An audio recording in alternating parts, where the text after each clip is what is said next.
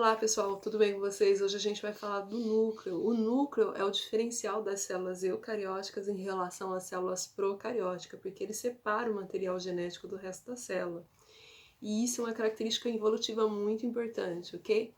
Núcleo, então, significa semente, aquilo que está no meio, né? O cerne. Quando o primeiro pesquisador observou uma célula e percebeu essa região mais corada no interior dela, ele deu o nome de núcleo porque ele imaginou mais ou menos uma semente. E uma curiosidade é que meu sobrenome, Katia Kern, significa núcleo. Kern é núcleo em alemão. Eu descobri isso e fiquei fascinada. Quando eu descobri, eu já fazia biologia e saber que meu sobrenome significa núcleo e semente, falei, nossa, é realmente tudo a ver com biologia. Então, bora dar uma olhada na aula de hoje? Se você ainda não é inscrito no meu canal, por favor, se inscreva e já assina a minha chamadinha dando like no meu vídeo.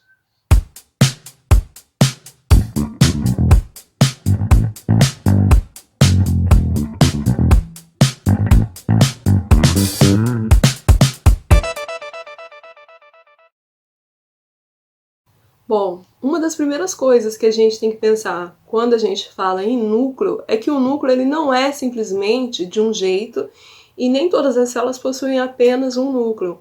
Por exemplo, geralmente a gente vê o núcleo naquele formato de uma célula com a sua membrana, uma região que a gente chama de citoplasma, e o núcleo na região central, mais ou menos igual uma gema de um ovo, mas não necessariamente é dessa forma. Aqui, por exemplo, a gente tem nessa célula que é da mariposa, de uma glândula da mariposa, um núcleo mais ou menos em formato de ameboide. Vocês conseguem observar aqui que ele não é aquela coisa redondinha que fica no centro. Já nos leucócitos humanos, a gente também tem um outro tipo de núcleo, né? O núcleo aqui no leucócito, que são as nossas células brancas, nossas células de defesa.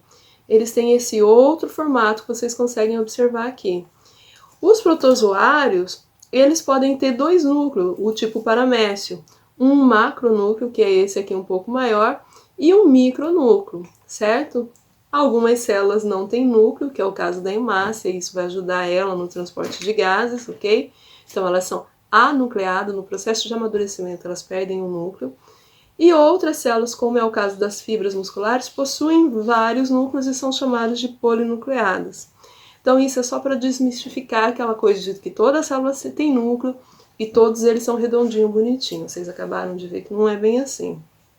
Mas quando a gente fala de núcleo, quais são as regiões do núcleo e o que ele tem de tão importante? A principal função do núcleo é controlar todas as atividades celulares através do material genético. Então ele possui o DNA, ele protege o DNA, né? Ele mantém o DNA ali dentro, e isso é muito importante porque dentro dele há coisas, há características que permitem que o DNA fique lá sem ter problemas. Tanto é que quando a célula entra num processo chamado apoptose, que é a morte celular programada, uma das primeiras coisas é desfazer essa membrana do núcleo, certo?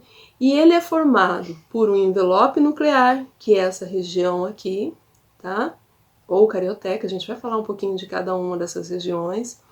A cromatina, que são esses filamentos que vocês estão vendo aqui, que é a associação de DNA e proteína. O nucleolo, que é uma região mais central. Geralmente, aderida à carioteca, a gente tem retículo endoplasmático, certo? E a gente tem também as regiões aqui, que são chamadas de nucleoplasma, que seria o equivalente do citoplasma celular. Vamos falar um pouquinho dessas regiões, certo? O envoltório nuclear, aquela característica que diferencia os eucarióticos dos procarióticos, né? O envoltório, ele tem duas membranas, então ele é formado por uma dupla membrana. Uma membrana externa, que tem ribossomos muitas vezes aderidos nela, e é continuidade geralmente do retículo endoplasmático rugoso em algumas regiões. Aqui dá pra gente observar bem isso, ok? E uma membrana interna. A membrana externa, então, ela faz a relação núcleo com hialoplasma. Vamos anotar aqui. E a membrana interna faz a relação núcleo com nucleoplasma. E essas membranas, elas têm características diferentes, beleza? Por exemplo, a membrana externa, geralmente ela tem ribossomos aderidos. Já a membrana interna, geralmente ela tem uma rede de proteínas ao qual recebe o nome de lâmina nuclear, que ajuda a formar, né, a manter esse formato do núcleo e também a manter o material genético ali, principalmente quando está formando os cromossomos, porque a gente sabe que a cromatina ela se torna cromossomo no momento de divisão celular. E a lâmina nuclear, ela é aquela estrutura proteica, uma rede de proteínas proteicas que ajuda a se manter essa estrutura, ok? Para poder entrar coisas dentro do núcleo e sair, o que sai geralmente? RNA mensageiro. E o que entra geralmente? Proteínas. A gente tem polos nucleares. E esses poros, eles funcionam como válvulas. Tá? Eles têm uma estrutura muito complexa. Não são simplesmente fuio, buiaco, né?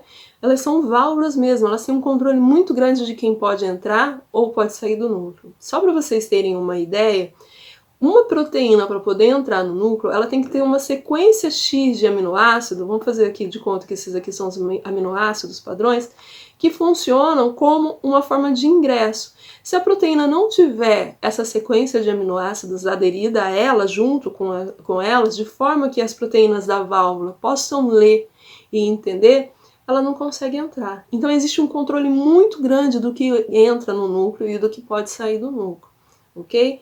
Geralmente, por exemplo, a gente sabe que os RNA são formados no núcleo a partir do DNA, então eles têm que sair, eles precisam sair, mas não é tudo que precisa entrar.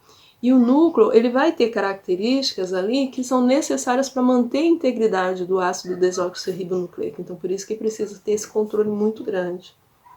Bom, quando a gente fala de cromatina é essa estrutura que aqui no desenho está representado como fios soltos. Né? Então, a cromatina, ela nada mais é do que o DNA, que é uma substância ácida, ácido desoxirribonucleico, associado com um grupo de proteínas chamadas histonas, tá? Que são básicas, né? Até para dar uma estabilidade nessa molécula de DNA. E a cromatina, então, ela fica dispersa quando a célula não está se dividindo. Eu costumo brincar que a cromatina são os fios de lã e o cromossomo são essas lã inovelada no novelo. Então, o cromossomo é o novelo, a cromatina é a lã. E a cromatina ela é dividida em dois tipos, a hétero e a eu.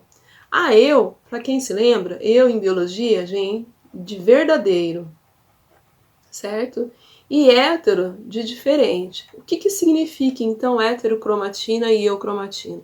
A heterocromatina é uma cromatina que ela vai ficar o período todo condensada. Então ela fica sempre empacotada, né? Então se eu pudesse representar ela, eu representaria ela mais ou menos assim, ó, bem enroladinha essa lã, certo? A eucromatina seria o fio de lã mais solto. E como funciona isso? Por que isso é importante para a célula? Vamos pensar comigo. Por exemplo, nós temos todo o material genético que tem em todas as células é o mesmo. Célula da mucosa da boca, que são responsáveis pela síntese, por exemplo, da saliva. Célula da pele, que é responsável, por exemplo, por melanina. E todas as células têm uma função definida, mesmo tendo o mesmo material genético. Você já se perguntou por que cada uma age de um jeito? Então, é devido à cromatina. O que vai acontecer? Por exemplo, a célula da mucosa da boca, ela precisa produzir saliva. Porém, ela não precisa produzir melanina, porque ela está ali naquela região. Então, aquela região do DNA responsável pela produção de melanina fica empacotada. Não é usada, fica guardada, condensada, tá? A outra que vai ser utilizada, que é, por exemplo, a produzir a amilase salivar, que é uma enzima, né, uma proteína enzimática, ela vai ficar o quê? Ela vai ficar de forma desespiralizada, de forma que ela pode ser utilizada e vai fazer o RNA mensageiro, e assim sucessivamente. Então a gente tem regiões, dependendo da célula, que são silenciadas, determinadas áreas desse DNA e outras não. O que é um grande desafio, por exemplo, quando a gente fala de clonagem. Porque o que a clonagem tem que fazer? A clonagem tem que fazer uma célula que tem toda essa cromatina em forma de eucromatina.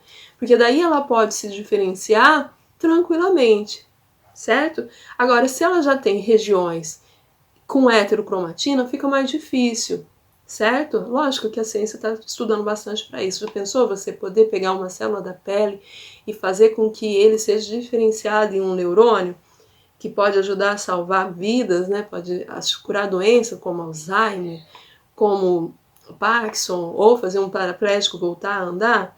Então, isso é o objetivo, é nessa região principal que eles têm que agir.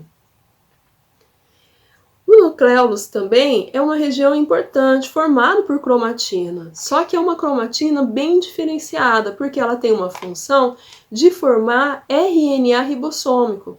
Ela cora diferente, tá? Ela é mais concentrada, ela tem características químicas diferentes, porque ela está principalmente relacionada a formar o RNA ribossomos. Os ribossomos, que alguns autores falam que são organelas, outros autores falam que não são organelas, por causa da questão de não serem membranosos, né? Geralmente eles possuem duas subunidades, uma maior e uma menor, né? E eles são responsáveis pela síntese de proteínas.